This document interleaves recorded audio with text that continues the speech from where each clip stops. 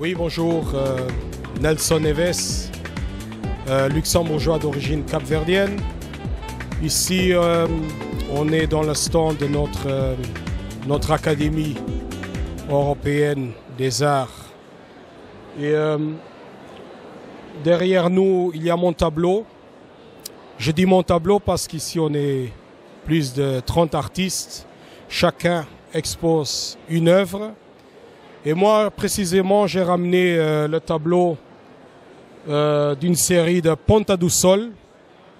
Ponta do Sol, c'est une localité de Saint-Ouen, l'île de Saint-Ouen du Cap-Vert.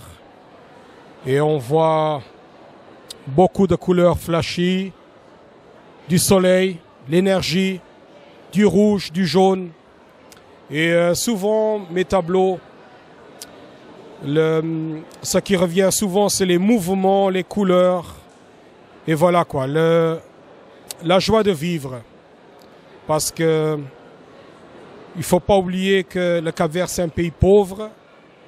Mais malgré la pauvreté, la difficulté de la vie, et comme partout en Afrique, on n'oublie pas de vivre, de lutter, d'être joyeux, malgré la difficulté.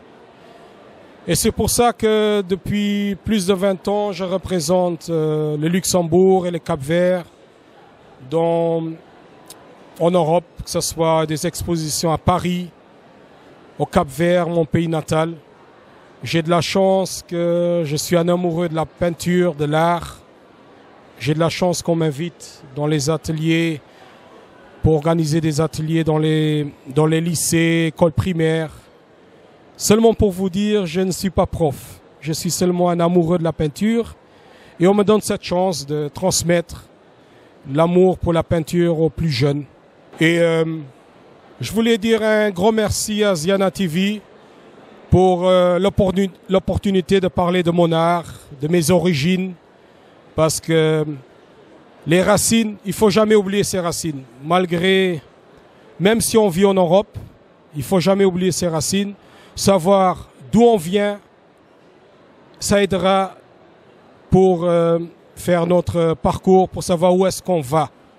Et ici, j'ai une jeune fille qui s'intéresse à l'art aussi. Et c'est pour ça que je vais lui donner le micro. Elle pourra parler un peu de ses expériences au Luxembourg. Je suppose que tu es né au Luxembourg. Donc, je te passe le micro. Moi, je suis Stéphanie Delgado, née au Luxembourg, d'origine capverdienne. Et en fait, je m'intéresse aussi un peu pour l'art. Et je voulais quand même aussi dire, il avait dit que le Cap-Vert était un pays pauvre, mais c'est plus économiquement parlé parce que culturellement, c'est un pays riche quand même. Et on ici une preuve. Donc, je trouve que c'est ça qui fait un peu la richesse d'un pays. Et donc, c'est pour ça que ça m'intéresse aussi.